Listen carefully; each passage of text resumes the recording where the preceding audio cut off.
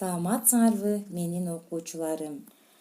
Силер менен кыргыз тили жана адабияты мугалими Темиралиева Назгүл Асанбековна.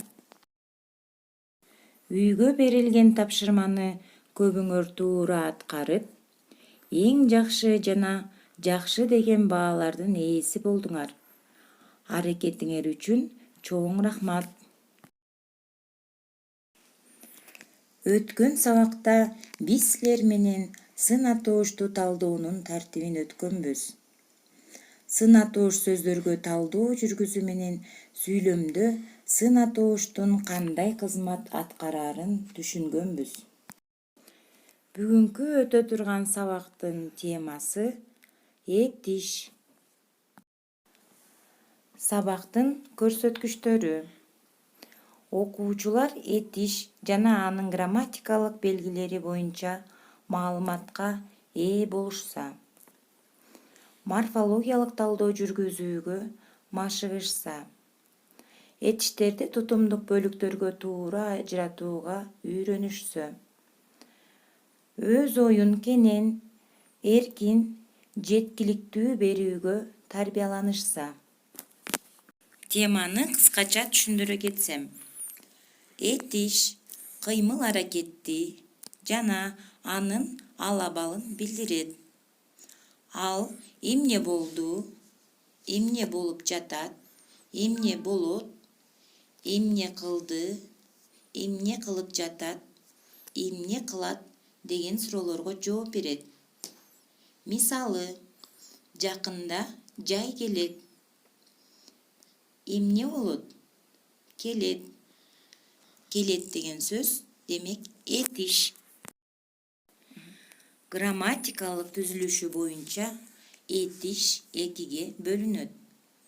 Жөнөкөй этиш жана татаал этиш. Жөнөкөй этиш бир сөздөн, татаал этиш эки же андан көп сөздөн түзүлөт. Мисалы, силер дүйнөнү кең таануу ишин өз айылыңардан баштагыла. Эмне кылгыла? Баштагыла. Бул жерде жөнөкөй этиш. Экинчи сүйлөм. Биздин классташтар бүгүн достук жөнүндө сүйлөшүп келе жатышты.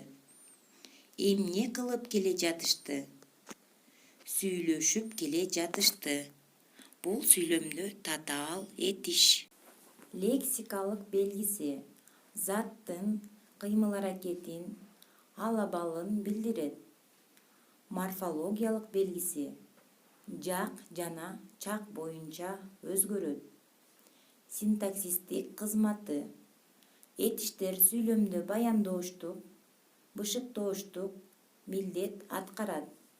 Мисалы, мен айылдан келдим. Келдим, эмне кылдым? Баяндооч. Мен деген ээ менен жак, биринчи жак. Сан жекелик, сан боюнча байланышты. Этиш сөздөрдүн морфологиялык жол менен жасалышы. Ла, кайчы, кайчыла, кооз, кооздо, лан, намыс, намыстан, капа, капалан, а мүчөсү сан, сана, чен, чене, көз, көзө, кар, баш, кар, өткөр, ат, кар, сыра, алсыра, уйкусура, лаш, достош, сүйлөш. Этиш сөздөрдүн синтаксистик жол менен жасалышы. Эки же андан көп сөз өз ара тизмектешип, кыймыл аракет жөнүндөгү бир гана маанини берет.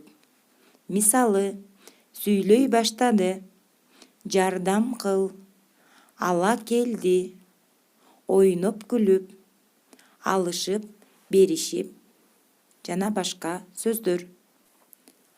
Анда эмесе машыктыруучу сүйлөмдөргө көңүлүбүздү бурабыз. Кыймыл аракетти билдирген этиш сөздөрдү табабыз.